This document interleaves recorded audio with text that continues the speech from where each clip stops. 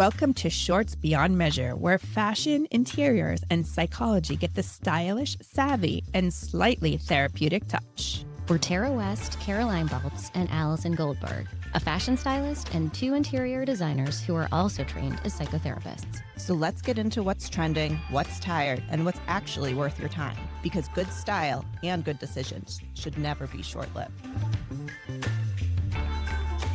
Good morning, ladies. Good morning. Good morning. I feel like it's almost evening with that top there, Caroline. Are you going to a disco? She's day to night. I know. But started with night. I'm into it, yeah. It's a really awesome top. Well, I've said this before, but I feel like I can only wear it one day out of the year because a short sleeve sweater, right? Like it's hard. It's hard. I feel like you can wear it every night. She's not during the day is the message, TV. I mean, I don't know. Read between the lines. All right. Well, we have to start by talking about Allison's upcoming event this weekend. We are so proud of you. Oh, thank you. You are such a hard worker. And I don't know, you want to talk about it a little because you guys are... Yes, I do want to talk about it because this was Allison's brainchild. Her father got diagnosed with Parkinson's disease about 5 years ago. And rather than kind of sit and be sad, she channeled that energy into doing something amazing for so many people. She reached out to Bill Patchain at American Parkinson's Disease Association and started this amazing gala. Yeah, I called him and I was like, listen, I really need to drink my feelings. But really, was it, did you reach out because you felt like you needed to do something to feel better? Like, what was that about? I felt kind of at a loss. Like, they called me. My parents told me the diagnosis and everything. And then they went on like to the doctor's appointments and everything and would update me and stuff, but I didn't have anyone. So I actually reached out to look for some sort of like support group or community or just literally anything. And then I was like, you know what? I think I'm going to throw a gala. Of course you did. And he always tells a story. Bill Patchain tells a story of like how he almost fell off his chair because he didn't like know me. I was just like, yeah, I'm going to do this. And he was like, what? So yeah, Caroline was very instrumental in helping me start it. I had some friends that were like, you can't just like randomly start a gala. And I was like, watch me. Yeah, they don't know you that well. Then. Yeah. They don't know you that well. But honestly, I went I think it was the first You were on the committee. Oh, I know. But that was last year or the year before you were on the committee. But, and it sells out every year. It sells out every year. Yeah. And this year we have this amazing honoree, Mark Rosen.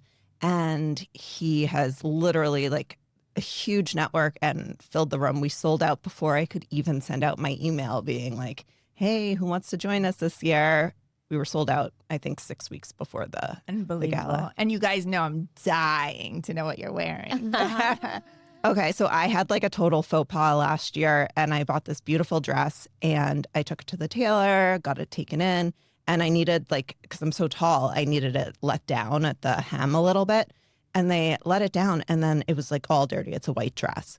And so I couldn't wear it. So I have that from last year, but I wore it to a bat mitzvah and threw it back in my closet, never got it dry cleaned. So I don't even know. It's the gala's tomorrow night, and I haven't tried the dress on. I know. I don't know if it fits. I'm on speed dial. Yeah, right? Be careful. And what about you, Caroline? I'm wearing a green pleated floor-length one-shoulder dress. Just something solid. And I like that. So since we're talking about work-life balance today, how something like a gala sounds so big and overwhelming. So how do you manage that on top of already having a career and a family?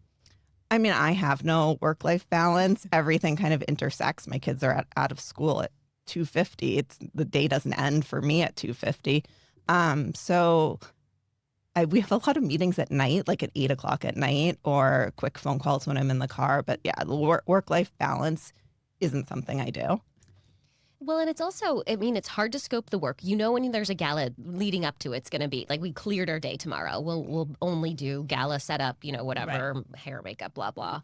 But, like, even our work as designers, it's hard to scope that. We know like before an install, okay, that's another spike, but like, you know, one room leads into another room, leads into their cape house, leads into something else, or all of a sudden they're like, nope, I'm getting a divorce, we're stopping here or whatever. Like it's over. It's over. It's over. Literally. So yes, I think the balance is really tricky. Do you find that too? Well, I was just faced with a yes. So short answer, yes. This is not going to be terrorist therapy, but I did have a wake up call last week from my husband about how I work too much, and it's becoming a problem in our lives. And the thing is I didn't see it, and so when it was brought to my attention, I wasn't defensive or anything, but I listened, and there's a lot of truth to it. And I guess I'm so laser focused, and I have been, to build something that I forget. It's not that I forget. It's like that, like what you said. There's no space in between. I also work from home. Yeah. Right. So it's I don't leave an office like probably you guys. And so it's really hard to turn it off. Right. And I bet for you, it just creeps on you, right? Like you build this client base and then they circle back around. I'm going on a trip, and you're like, oh, but I had like scoping it is probably difficult for you too. It's that. And then there's the whole social media piece, which can eat you alive. And I am a little bit competitive, and I just have this dream, and it's like, and there's other things. It's so fulfilling, and it brings me some kind of peace and joy that nothing else does. And especially when my mom passed, I threw myself way into it because that felt really good. And so, and I think when you're building something, you want to get to a certain point, but what is that point in which you should pull back a little bit? And I love that your husband could come to you and like have a hard conversation. I know. I don't think David could do that, but I do see you getting like a little emotional. It was a hard conversation. I feel like I don't know who I am right now. Okay. With that piece of my life, because. And it doesn't mean that I don't, it's just I have to change things, and I'm fine with that. I just didn't see it coming. Is that the part that scares you? Like, oh, I didn't even notice this. It had to be brought to my attention? No, I think it was how upset he was about it. And so I didn't know that he was that upset about it, so I feel bad. But I said, I hope I'm not affecting the children. Because my kids, I mean, he's important, but they're everything. Yeah. Do you know what I mean? Yeah. And so he said no, but I can't imagine how not. But now I have just to reassess how I do things. But also the feedback that you were getting from your family, like your daughter posted on social media on her birthday that you're her idol and that she wants to be like you. So... I know, but I think that there's a point where you have to it doesn't have to be all or nothing. And I think I'm kind of an all or nothing type of person in a lot of ways. You dive in hard. Yeah, you're a doer. So what was the resolution? Like, what did you guys come to in terms of how you can balance it? It's my resolution. I have to figure it out. I don't know. I'm trying to figure it out. I think maybe I need to hire somebody to take on a little bit. I mean, at least you two have each other, which is really amazing. And it makes things go quicker. Or if I have a family thing or we're traveling, I just throw it all on Caroline. You should get yourself a Caroline. And, I have people, but those people are getting me more business. Right. And that's a different thing than having somebody help you. It's like I pay these people to help me elevate and do things. And then that's another task or another thing I have to be a part of, which is amazing. I want to do it all. But I think I have to delegate to somebody and give a little bit. And I'm not a control freak. It's just I haven't found the right person. Right. She needs a Shayna. Yeah. Yeah.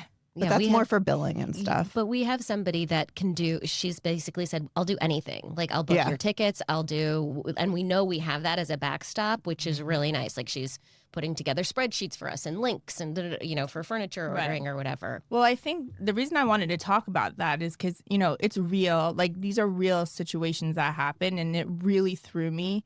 And I don't think that I'm blinded to, I understand, I get it.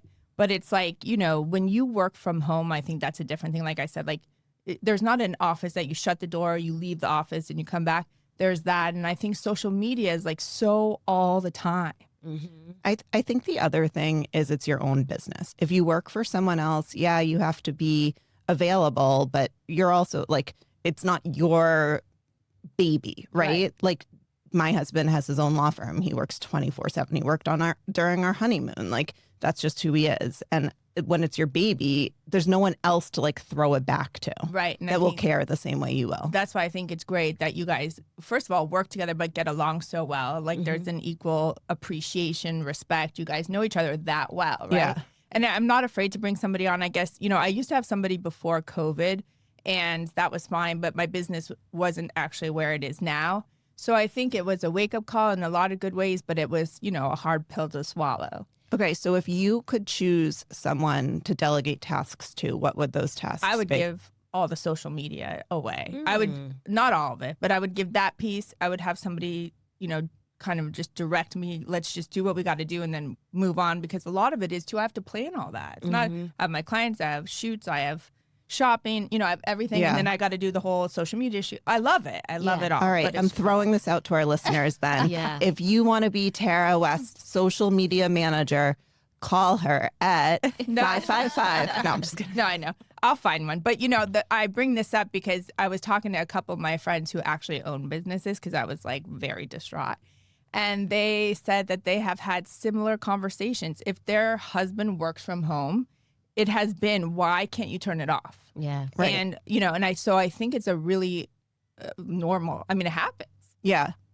Well, so I want to jump in on that because I used to give this presentation and there's a slide in it that talked about how the generations have changed with what we do and how we balance life. And I feel like in different phases of our lives, we need different things. Like we needed a nanny at certain times, some of us, or whatever. Like there's different, okay, now we don't, and okay, whatever.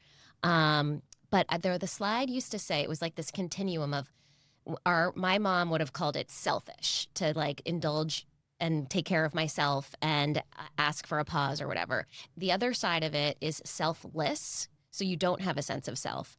But the in between those two, selfish and selfless, is self-full. Oh, interesting. I love that. And like, how do we fill ourselves? Right.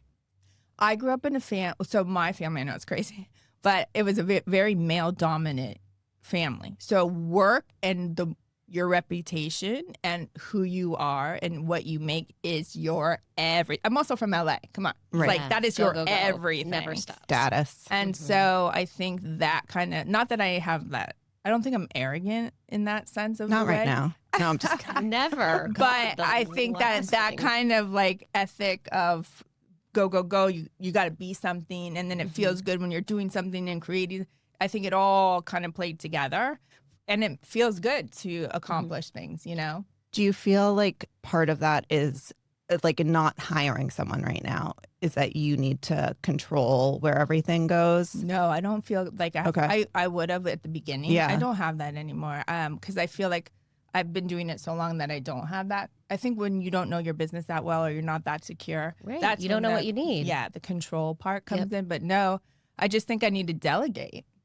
So it's good to know. We've talked about before in a previous podcast, though, like permission to pause with a client. And I always say, like, sometimes the advice we give is the advice we need to take, like permission to pause. Right. I've been giving myself a lot more of that lately. I'm sitting on the couch I've a lot. noticed. And how does that slacking. feel? I really need more just downtime. Yeah. Like I get so stimulated and I feel like I give so much externally that I need to bring it back and like slow things down and connect with myself internally, and I need time for that. Right. And I think, I can only speak from building a business. I have so much more to go. I'm not where I want to be, but I think at the place I am is not the place I was, and I have to remember that. Like I don't have to grind like I was. But I think that I had been doing it for so long that you just don't realize that you're still doing it. You know what I mean? But again, I love that Kevin like came to you with that, because some men would be like, yeah, go make more money, honey. Like I don't care or whatever. Like he's really thinking about you and your relationship and what's best for everybody, which I think is so caring. Yeah. Do you miss some of that quality time that you spent with him too? Like, are you feeling that now that he pointed it out? Or are you like, oh shit? I got to spend time with my husband, damn it. No, I don't know. I didn't think about it that much because it was like he works so much too. He owns a business. We both own businesses. That's hard. And so I didn't think, I thought, oh, we're both like doing this really cool thing where we're both running businesses. Like that's how I thought of it. And like work is part of that. Like he'll be on the phone when we go so I didn't think of it like I'm missing out on time with you, and I'm with the kids all the time, so it's like I didn't feel that way, but I guess that's where the disconnect was. Do you know what I mean? Yeah. So anyways, well, I'm glad we had that conversation. Yeah. I feel so much better. Good. But I'm glad that, I know a lot of people struggle with this, and so I want to share it. Yeah, no, thank you. That's Yeah. And I'd love to hear like other people's like tips and tricks on how they balance their work life. Yeah. Like Yeah. it's just hard, and everyone could use a little tip now and then. Right. So if you guys Just have any the tips. Oh, Dave, do you have any tips? Yeah. We didn't even tell talk us. to Dave yet. If you're lazy like me, you end up spending a lot of time doing personal things during work, and so it less Like being on productive. Facebook. Yeah, I'm not on I didn't Facebook know. today, am I? No. No, he can't be because I actually friend requested Dave know. on Facebook because I'm going to look at what he likes and stuff. And if it's during our podcast, I'm asking for my money back. Sleuthy sleuth. All right. I plead guilty. Well, thanks, you guys. Let us know if you have any tips and tricks. Bye. Bye. That's it for this week's shortlist. Thanks for listening. If you enjoyed today's conversation, share it, leave a review, or let us know what's on your short list. Shorts beyond measure, because the most important things in life can't be quantified.